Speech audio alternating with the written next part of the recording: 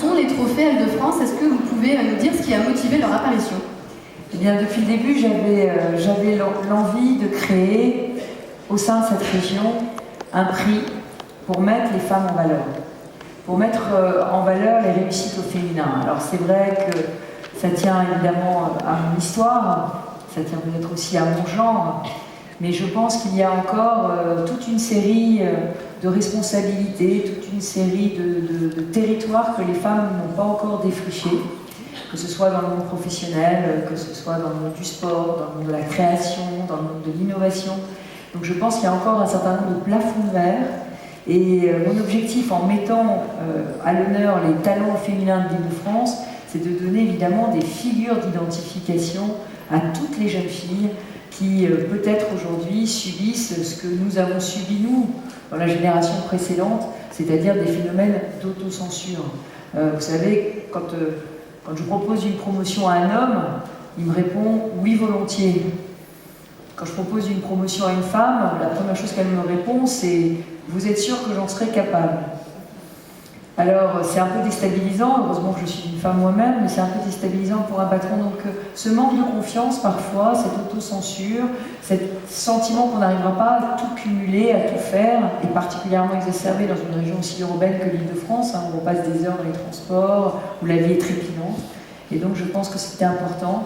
Comme le film Woman d'Anastasia Mikova vous l'a montré pour ceux qui ont pu le regarder, un film qui sera présenté en salle dans les semaines qui viennent, qui était présenté au Festival de Cannes, et Anastasia Mikova qui était nominée pour les prix de la création. Eh bien, je crois que ces talents féminins, ce sont des figures d'identification. Et c'est à cela que doivent servir les Île-de-France. Alors, vous en aviez beaucoup parlé l'an dernier, vous vouliez que Île-de-France soit plus qu'un trophée, vous vouliez que ce soit le point de départ d'un réseau de femmes. Un an plus tard, on en est où? Eh bien, écoutez, ça a marché. L'objectif, c'est évidemment que tous les talents qu'on fait émerger à travers les nominations eh bien, nous aident à construire un réseau. Un réseau qui permette à chaque femme aussi d'épanouir son talent, de se faire connaître, de se faire mieux connaître, de faire mieux connaître sa réussite. Et c'est ce que nous avons fait par exemple avec Claude Thérosier qui a une formidable entreprise qui forme au codage les jeunes et qui est venue à la région justement former les jeunes, et on espère avoir encore plus de partage et d'initiatives. Donc elle était lauréate du prix d'innovation l'année dernière, mais c'est aussi le cas de l'entreprise du pain et des roses qui aujourd'hui nous fait les bouquets qui vont être remis aux lauréats. C'est quoi être une femme en Île-de-France en 2020? Alors l'Île-de-France, c'est pas une région comme les autres. C'est une région exigeante. C'est une région d'excellence, c'est une région de la création. On a évidemment des industries créatives, 40% des artistes de France, 40% des artistes de France, non, 50% des artistes de France sont en Île-de-France. Et 40% des chercheurs de France sont en Île-de-France. Donc c'est une très grande terre d'innovation, c'est aussi une très grande terre d'artistes, mais c'est aussi une terre d'inégalité, de contraste. Et nous avons aussi des quartiers très populaires, avec des femmes qui luttent aujourd'hui au quotidien, parfois même pour leur survie, pour la survie de leur famille. Et donc c'est aussi une immense terre de solidarité. Et c'est pour ça que tous ces prix, le courage, la solidarité, l'innovation, la création, on a voulu les mettre dans le cadre des Île-de-France. Et pourquoi est-ce que c'est une chance aujourd'hui d'être une femme en Île-de-France? Je pense que là où il y a parfois les pires difficultés, ou les pires défis plutôt, j'aime mieux le mot défi que le mot difficulté, c'est aussi là où il y a parfois les plus imaginatifs des solutions. Et c'est vrai qu'en Île-de-France, on est vraiment à la pointe pour inventer des start-up, pour inventer des tendances, cher Amélie Rodi, pour inventer des nouvelles solidarités à travers le digital, à travers le voisinage. Donc on a en Île-de-France une créativité extrême, et cette créativité, on doit la mettre au service des femmes. Et notamment au service de celles qui sont victimes, victimes de violences. Et l'année dernière, nous avons récompensé un grand nombre de femmes qui se battaient contre la polygamie, contre l'exclusion, contre les violences faites aux femmes. Et encore cette année, on parlera aussi de ces violences dont les femmes sont victimes. Alors vous en avez parlé juste avant. Revenons sur les catégories innovation, création, solidarité, courage et dépassement de soi. C'est quoi le message derrière ces catégories?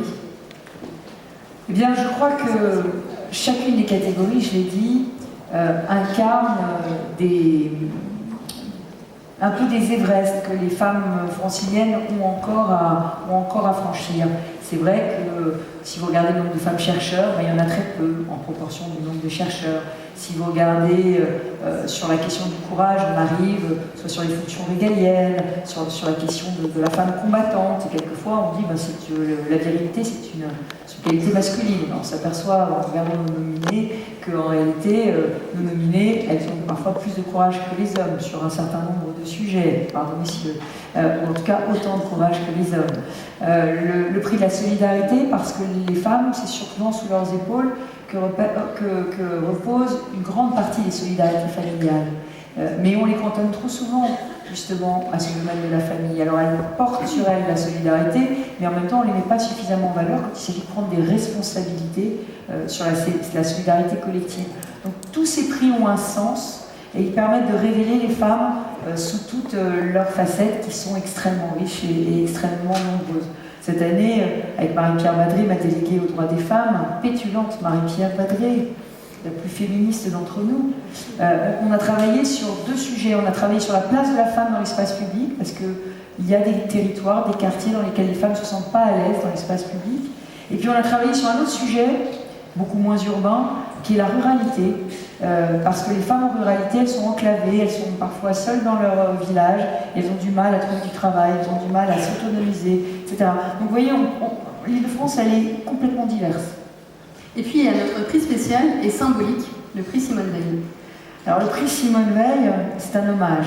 Et Jean est là, Pierre-François n'a pas pu être parmi nous parce c'est sacré, l'anniversaire de sa femme. Personne ne le lui reprochera. Jean Veil est là.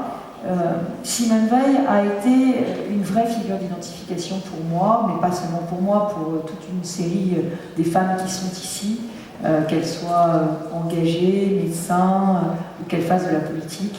Et je souhaitais vraiment que Simone Veil, qui a été la présidente de mon comité de soutien en 2010, puisse revivre à travers ce prix. Pierre-François et Jean ont accepté que nous utilisions le nom de leur mère pour saluer le prix du public. Le prix Simone Veil, c'est le prix des femmes de l'Île-de-France, c'est le prix du public, c'est le public qui vote, c'est le public qui décide quelle est la femme qu'ils admirent le plus cette année, dont ils ont le plus admiré les combats. Et je crois que ce prix Simone Veil, il ressemble à sa marraine, c'est-à-dire c'est le prix de la liberté. On l'a remis l'année dernière à Khada Hatem, qui s'est elle-même qualifiée de bébé Simone. Bébé Simone, qui, vous savez, elle dirige la Maison des femmes de Saint-Denis. C'est elle qui accueille les femmes victimes de violences à Saint-Denis, en Seine-Saint-Denis, au cœur de la Seine-Saint-Denis. C'est une structure assez unique. C'est elle aussi qui pratique évidemment les interruptions volontaires de grossesse lorsque le besoin s'en fait sentir. Et elle est au cœur vraiment des réalités de ces femmes qui sont souvent victimes et qui ont besoin de retrouver le réconfort, l'estime de soi, la confiance auprès d'elles. Donc, Khada Hatem l'année dernière incarnait parfaitement cette logique du prix Simone Veil. Et puis nous avons eu le plaisir de donner le nom de Simone aussi à l'hémicycle du Conseil régional. Voilà. Comme ça, elle est vraiment présente partout. Et c'est même une coïncidence extraordinaire. On a déménagé à Saint-Ouen et on est arrivé, et on ne s'était pas fait exprès, de rue Simone Veil. Incroyable.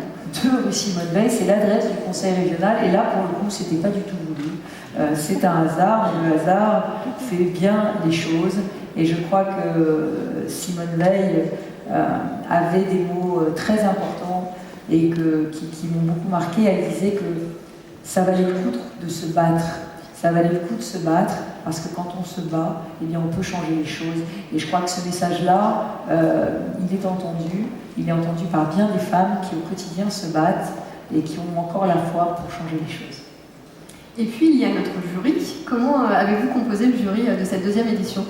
Alors, le jury est composé avec une extrême attention, parce qu'il faut évidemment que nous ayons des femmes d'exception qui le composent, et là aussi des figures d'identification. Alors dans le jury, que vous avez juste au-dessus de moi, nous avons eu le privilège d'avoir comme présidente du jury Claire Chazal, que je ne présente plus puisque ça a été le visage des Françaises à la télévision pendant des décennies, présidente du jury 2019, et je voudrais très chaleureusement l'en remercier. Je voudrais remercier aussi Catherine Guilloire, la présidente directrice générale de la RATP, qui est la femme la plus puissante d'Île-de-France, hein, je vous le dis. Parce que oui, mais on veut que les bus et les métros marchent, donc de temps en temps je passe un peu de pommade. On ne sait jamais, c'est quand même très utile pour nous toutes. Nous avons aussi Hélène Zeytoun, la directrice générale de l'Ipsos, Émilie Andéol, que je ne présente pas, la championne olympique de judo. Nous avions Marianne Mérez, la directrice de la rédaction du magazine Marie-Claire, qui est notre partenaire pour cet événement. Virginie Coupry-Eiffel, présidente du Paris Eiffel Jumping, et puis cavalière, qu'on ne présente pas, et éminente responsable de la Fédération d'équitation. Elina Dumont, grande gueule, qui est connue de tous ici pour son engagement pour les femmes à la rue, elle-même ancienne femme à la rue. Et puis nous avions évidemment les lauréates de l'édition 2018, parce que vous avez compris qu'on fait un petit réseau de femmes avec tout ça. Claude Desrosiers, fondatrice de Magic Makers, j'en ai parlé. Awaba, présidente de l'association En finir avec la polygamie. Rada Hatem, Diara Touba, présidente de l'association Excision Parlons-en. Et bien sûr, mes deux conseillères régionales locales de l'État. J'ai parlé de Marie-Pierre Badré, déléguée aux droits des femmes, et de Farida Adlani, ma vice-présidente aux solidarités. Voilà. Alors, je remercie aussi deux membres du jury qui n'ont pas pu être, qui ne seront pas parmi nous ce soir. Ouda Benyamina, que vous connaissez sans doute, réalisatrice plusieurs fois primée, notamment Caméra d'Or au Festival de Cannes pour le film Divine, et puis Claudine Herman, fondatrice de Femmes en Sciences. Mais nous avions aussi un homme, et pas le moindre. Nous avions aussi, parce qu'on considère que voilà, la parité c'est une norme, mais il faut savoir s'en abstraire de temps en temps, surtout quand c'est pour donner la parole aux femmes. Mais néanmoins, nous ne sommes pas là pour faire un rassemblement contre les hommes, nous sommes là pour leur faire toute leur place. Donc il y en avait un qui en valait 10, Denis Estanguet, grand champion de canoë, président de Paris 2024, et je remercie de sa présence et de sa participation à cette édition. Et je ne dis pas évidemment Jean et Pierre-François Veil, qui sont vraiment les parrains de ce jury, qui ont l'habitude de faire pas mal de plaisanteries sur le fait que leur mère voulait des filles, et qu'elle avait 3 garçons, donc c'est quasiment des filles d'honneur, voilà, dans notre jury.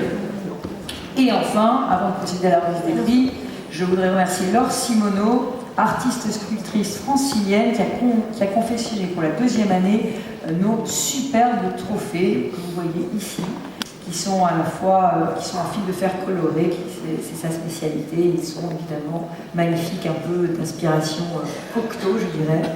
Alors maintenant, mesdames et messieurs, place à la remise des trophées. Exactement, et alors juste avant de vous dévoiler le palmarès, les membres du jury se sont justement réunis le 8 octobre dernier pour se prêter à l'exercice de la délibération. Notre caméra a filmé les coulisses de cette journée. On en a profité pour leur poser quelques questions sur leur rôle, mais aussi recueillir quelques premières impressions.